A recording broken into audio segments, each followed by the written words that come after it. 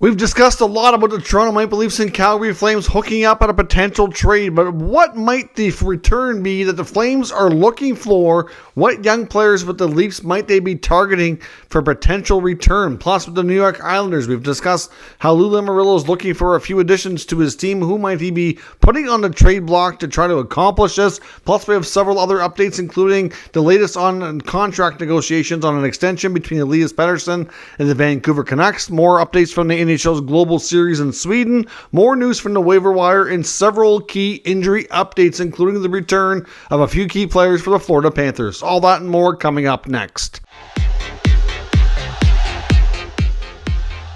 So welcome back to another video here at Top Shelf Hockey. As I mentioned, we have a ton of news to talk about here today, as well as a few trade rumors as well. Let's get into the news by starting with the NHL waiver wire. Today we had two players placed on waivers, both for the purpose of being assigned to the American Hockey League should they clear, and I have a feeling both players most likely will, and that's the Boston Bruins placing forward Patrick Brown on waivers, and the Minnesota Wild placing Dakota Mermis on waivers. So if both players clear, which we'll know that answer at 2 o'clock Eastern time tomorrow, they can be reassigned and open up a roster spot on those NHL rosters. So we'll see what happens. Of course, the NHL Global Series in Stockholm, Sweden continued today. The Detroit Red Wings playing for the second consecutive day on a back-to-back, this time against the other team from Ontario, the Toronto Maple Leafs. And once again, the Red Wings lose in a one-goal affair. They actually had a 2-goal lead going into the third period. They scored on a penalty shot by Daniel Sprong, which was a nice goal, really nice move. The Leafs ended up taking over later in the game. William Nylander continued his streak from opening night to continue his point streak alive. He ended up being involved with all 3 Leaf goals. He's an absolute wagon right now, one of the top players in the NHL.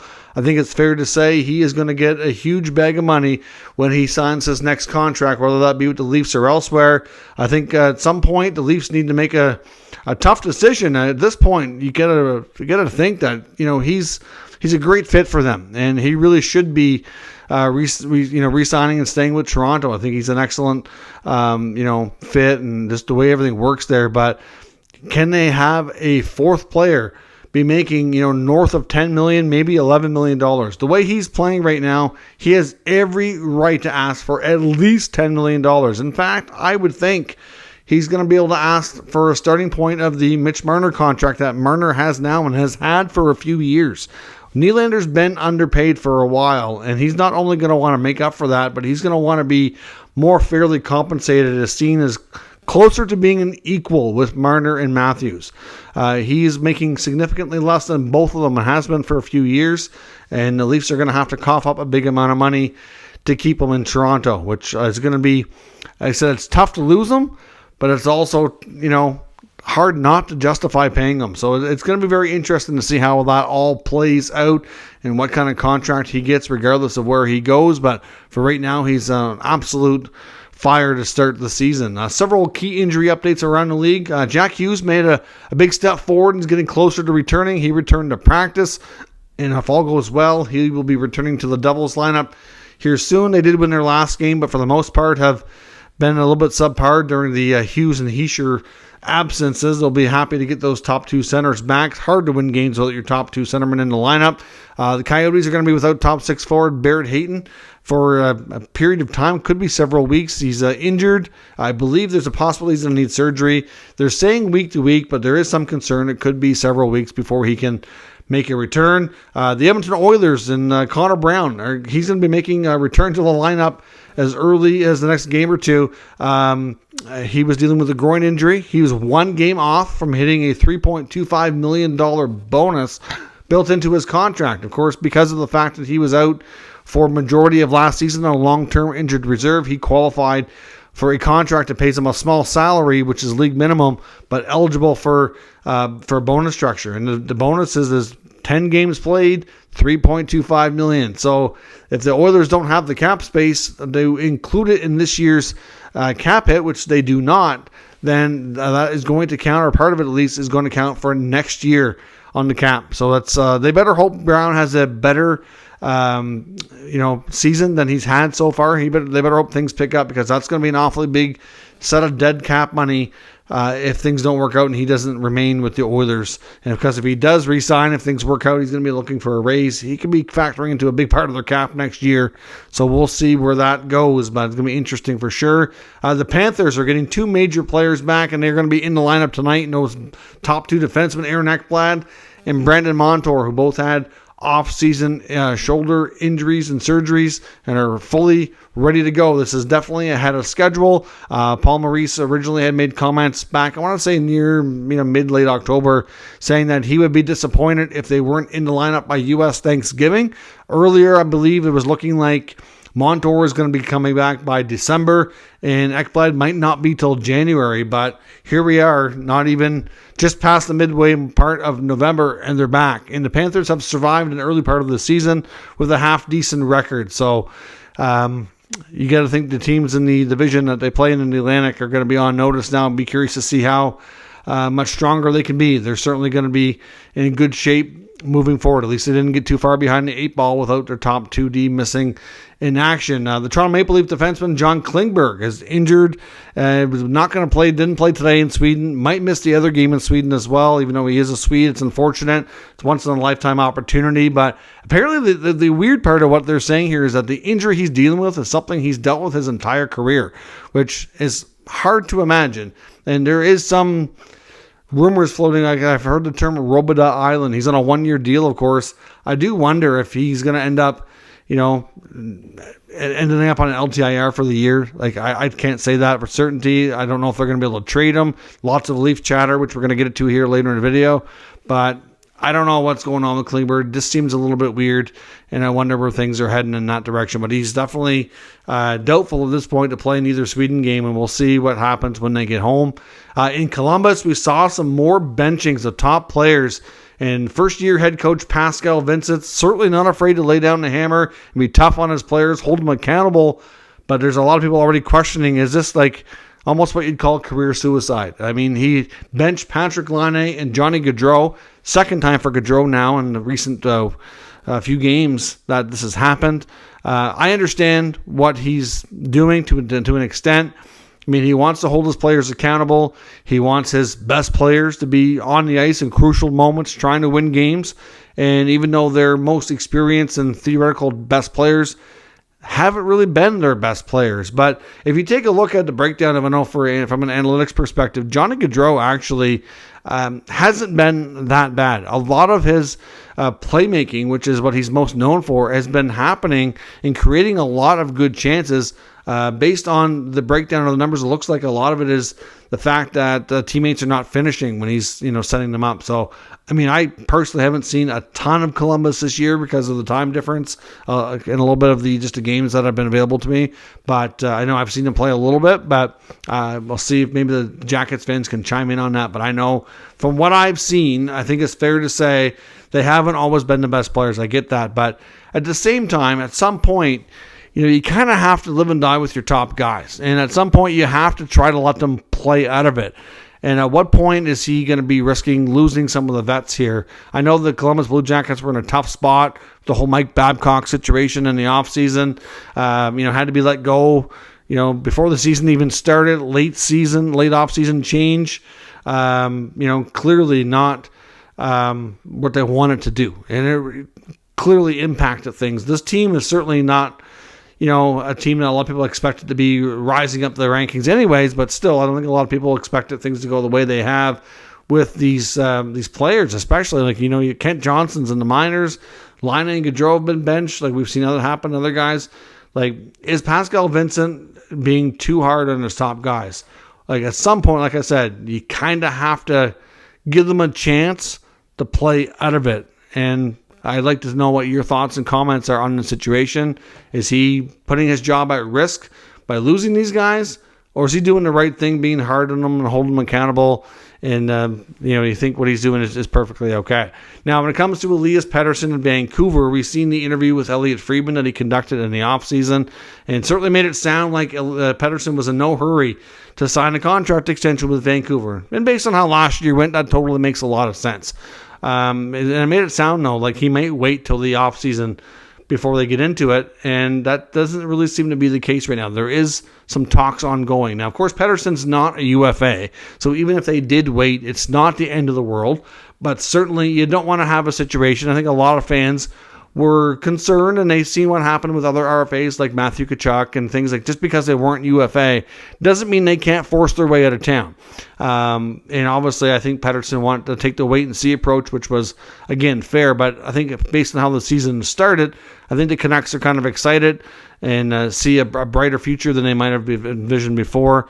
And they are indeed talking. Friedman thinks that there's a good chance that when they do get a contract done, assuming they do, and at this point the odds appear very favorable, that it might only be a 3-year deal. I know Canuck fans are probably looking for a 7 or 8 year contract extension to keep the centerman in town, for a long time. But based on what we've seen with some other top players, including a guy like Austin Matthews and his strategies on how to do the terms on the contracts, Pettersson's a pretty astute player, pretty smart. When he sees a guy like Matthews doing that, he's going to question, okay, why is he doing that? Should I consider the same strategy? And at this point, you don't want to be doing too many contracts in your 30s if you can help it. So it seems like at one point you kind of have a look around the league. You had some different thoughts. You've got players coming out of their ELCs, and teams are trying to lock them up 8 years, and they're taking a job security and they get it done right away. Look at like some of your players in Ottawa: Brady Tkachuk, 7-year deal; Timmy Stützle, 8-year deal; Sanderson, 8-year deal; Shabbat, 8-year deal. All out of their ELCs, and those are all good contracts. They're working out just fine. However, it just depends on how you feel about it. Look at Matthews, not taking those long-term deals. Seem like they want to do the shorter-term deals while they're younger and get to the point when they're about 29 and then do the 8-year deal then. Because it's tougher to get the bigger money, usually in your 30s, when you've most of the time started to decline by then, right? So if you take the shorter-term deals while the cap is climbing, you can usually get more money in the long term that way. So yes, it's about helping the team, but you got to help yourself too. A lot of people don't realize these athletes are making millions of dollars, but they also have a very finite period of time that they're able to earn that kind of money. So, it's not like they're going to make millions for, 30, 40, 50 years. Like some of these players only have like a 5 to 10 year window where they can really cash in. So Pettersson and the Canucks are doing some talking. Things are progressing. It feels positive. But it's looking like it's going to be a 3-year deal. And if things work out that he stays beyond that, then the next one could be the 7 or 8 year deal to get him into his late 30s. But that's going to probably cause a big number from an average annual value perspective. The way Pettersson's been playing on a short-term deal, it's definitely going to be in double digits. I think you're looking at 11, 12 million for sure. Maybe more. You just never know. We'll see. But things are progressing nicely there. With the Rangers, a lot of concern over the health of Philip Chytil, who's been out since November 2nd with concussion. It's the 4th one of his career. Because of the timing, he would have been eligible to come off injured reserve, but he did not. And this is, like I said, the 4th one of his career. So there seems to be a lot of concern, however, how things are progressing slowly here. So certainly, not necessarily a situation that's going to result in him going to LTIR, but it could. And you don't want to mess around with this stuff. He might need to take some extended time. It's hard to say. I just get the sense out of New York with all the reports around his health and the fact that he's taking his time, that it's not clearing up and progressing like they were hoping. And it could be, I stress could be, because we don't know. You can't predict concussions. He could be better next week. It could be a month. We don't know, right? But just the fact that things are slowly progressing and he's already been out for a few weeks just leaves a lot of concern over the future for Chytil. So let's hope that he's okay and he can resume his career in the not too distant future. Now, we've talked a bit about the New York Islanders in the last couple of days, and Lou Lamoriello trying to make some trades to shake up our roster. They've been on a downward spiral here last 7 or 8 games. There's rumblings about potential coaching change coming. You got to wonder if Lane Lambert's really feeling the heat, and he should be, in my opinion. But the thing with Lou and the Islanders, there's lots of secrecy. I know there's lots of the fan base and new reporters kind of almost banging the drum here for a rebuild. I don't know we're going to get that. Some are thinking ownership needs to step in, get a whole new regime, take this team in a new direction. I wouldn't completely rule that out. Until ownership makes a move, I don't know that I have the confidence that they're going to do that, though. I mean, Lou is reportedly, and it's not confirmed, at least I don't believe because everything's so secret on Long Island, but it's believed he's in the final year of his contract. But reports are he's trying to find a scoring winger and a top 4 defenseman, which join a club, it's not easy to do. They don't have a ton of assets. This team needs more younger prospects joining the lineup to help this team rejuvenate itself and get ready for the future. So they really shouldn't be trading first-round picks or the few decent prospects they have in the organization. But apparently one of the main roster players he's been peddling, trying to make something happen, is Jean-Gabriel Pageau. He's got a 5-year deal worth $5 million per season, a few years into that now. So I know really for the most part, that's not a terrible contract. Pageau is pretty much for the most part of the duration of his time as an Islander has been exactly what you'd expect him to be. Typically around that 40-point mark, pretty decent third-line player, but $5 million for a third-line player today on a struggling team is not really getting it done. So they do need a bit of a shakeup. I don't know if trading Pageau is going to be easy, but it seems like he's the main roster player that they're trying to shake that up. I know a winger who's got a history of scoring with the Islanders that's available in Vancouver is Anthony Beauvillier. I don't know if there's any way they'd entertain talking to the Canucks about maybe bringing him back, because apparently they want somebody to play the left side with Barzal and Horvat. We know he played with Barzal before. They're great buddies. I don't know if that's something they would look at, but I don't think Beauvillier will be staying in Vancouver long term, so could be reunited. That's just speculation on my part. We'll see. Of course, the Leafs and Flames have been lots of the rage here around the NHL about the rumor mill. Elliot Friedman believes that the Calgary Flames have been analyzing this, trying to determine what to do and what they need to ask for in return. It's believed there's been some offers made by the Leafs, but until they return from Sweden, nothing's going to happen. It could even drag on longer. It's really hard to say. But it's believed the Leafs have been eyeing Nikita Zadorov and Chris Tanev. They'd like to get both if they can, but they're certainly not the only team in there trying to make something happen. There's a number of teams. There's reports of the Canucks being interested in those defensemen, but word is the Flames don't really want to trade in division and help rival Vancouver. So they may prefer to deal with a team in the East like Toronto or somebody else. Of course, Brad Treliving, the GM in Toronto, formerly of the Flames, knows those players well. But according to Friedman, the Flames are looking at things from a different perspective and thinking, okay, if we trade these guys as rental players, we're probably not going to get a great return. They're not going to get that first-round pick or that real top-notch prospect. But if you trade these guys and try to talk to them about the fact that you want to re-sign them and maybe even allow them permission to speak on an extension, if they get at least one of these guys re-signed, then they're going to be able to up the value and what they get in return. So the Flames are trying to look at this from that kind of perspective to get a bigger price tag. It's believed they really have their eye on a variety. Some of the top young Leaf forwards is what Friedman chose as his way of wording things. I don't think they're going to get a chance to get Matthew Nyes, but I wouldn't rule out Nick Robertson. I wouldn't rule out Fraser Minton. I wouldn't rule out Nick Abruzzese. Obviously, his connection to Matt Coronado from their time at Harvard could be a good connection there as well.